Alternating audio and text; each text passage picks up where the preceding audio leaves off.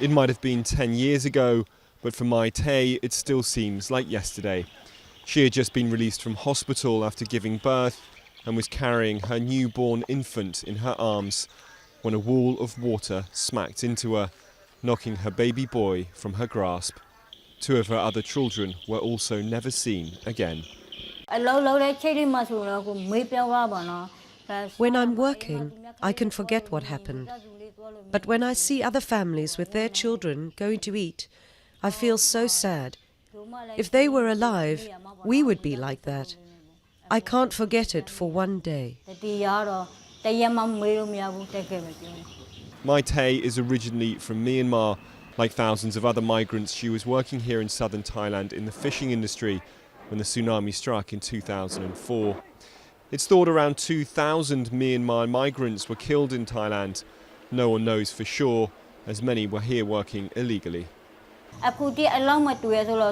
Maybe they're alive, as they haven't found the bodies.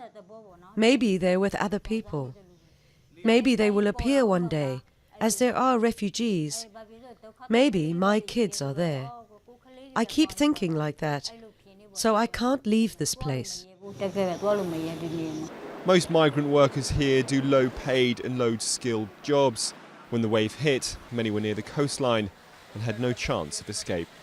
Most of the migrants working on the fishery and the construction. So at the time, but their construction sites are nearby the beach, So most of them being killed.